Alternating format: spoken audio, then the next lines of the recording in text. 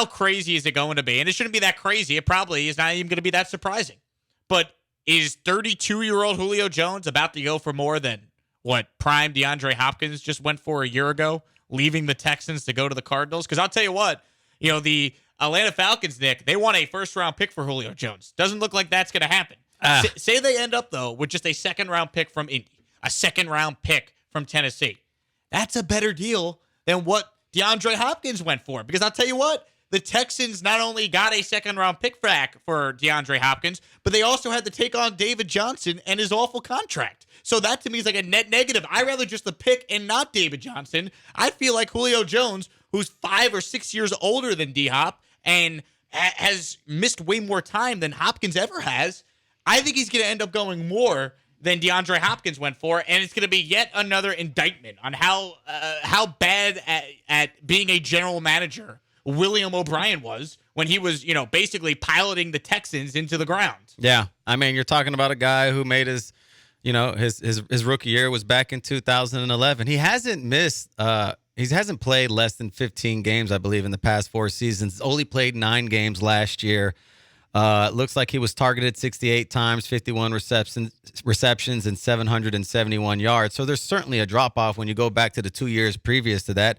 1394, 1677, 1444 in terms of yards in those 3 years prior to last year of 2020. I don't know. A lot of people are convinced that the drop-off that you saw last year is a massive drop-off and a massive drop-off for a reason, and that Julio Jones is probably not the same Julio Jones that he has been for most of his career with the Atlanta Falcons. He is a guy that I'm willing to take a chance on. Do I think he could be a number one a wide receiver? I can see why if you're a wide receiver coach or a head coach or a quarterback coach, you look at that situation and you say, you know what? I want to take a chance on a guy like Julio Jones. It's just one bad year, right? Le'Veon Bell, didn't he sit out for a whole year? And he's a running back. They take way more damage. But when he came back, he didn't do that bad. So I don't know how you look at the Julio Jones situation, but I also don't know if you can command a first-round pick for him either. I don't think he's going for a first-round pick, but if he goes for a 2, then it's just another major indictment on how historically awful the DeAndre Hopkins trade will end up being. It's already bad now. But when you think about Julio Jones, who is 32 years old, coming off a year in which he only played 9 games, going for potentially more than what DeAndre Hopkins went for, it's just another major indictment on the Houston Texans and Bill O'Brien and also Jack Easterby. Because even though O'Brien was the general manager, Easterby was still involved in personnel decisions. O'Brien told you as much last year before he ended up getting fired. So the idea that, they rid themselves of O'Brien and it's a clean slate, it can't technically be a clean slate if Easterby is still there overseeing things with Nick Caserio. So when Julio Jones ends up going for more than DeAndre Hopkins, I'm telling you, it's going to be yet another damning look for how just historically inept that trade was. And also, remember, when DeAndre Hopkins got traded, it came out of nowhere.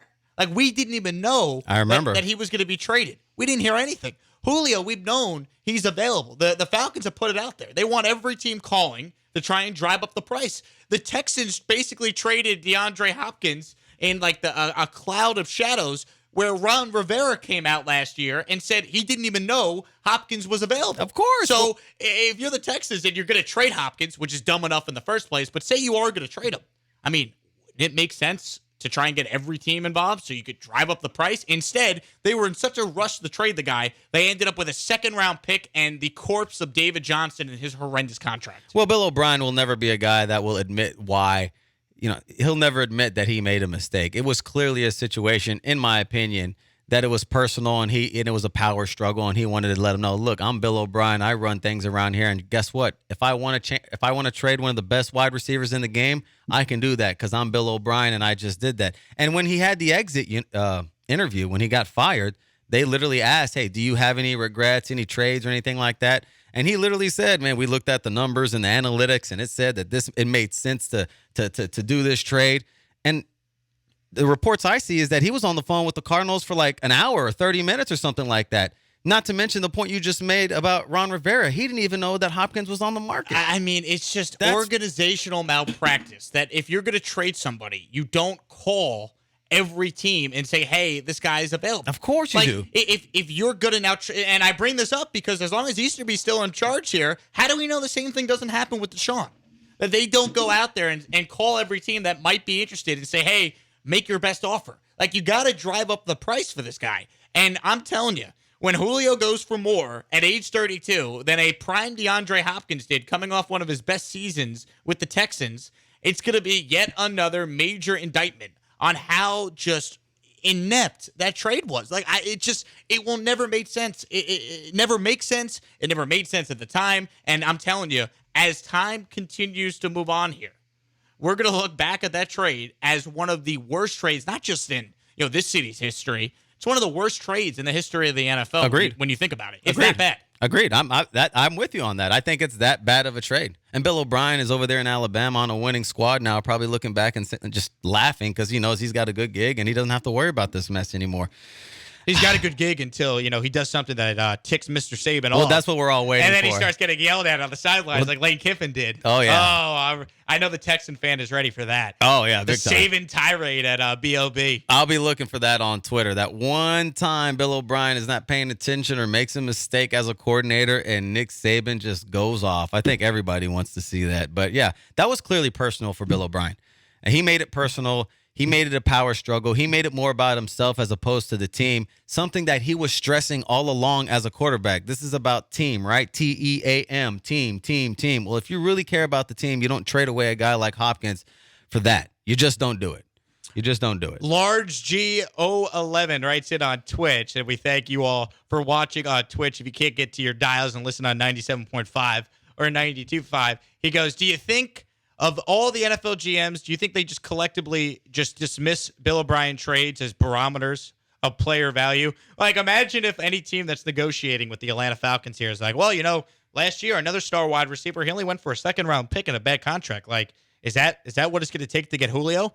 Do you think the Falcons then respond and be like, no, that was Bill O'Brien. Ignore everything that guy did. That's the same guy that also gave away a third-round pick for Duke Johnson. Yeah. Like, it's just every trade the Texans have made over the last year. And it's just Well, that's what organizational malpractice. It makes no sense how O'Brien was able to have this much power and be coach and GM.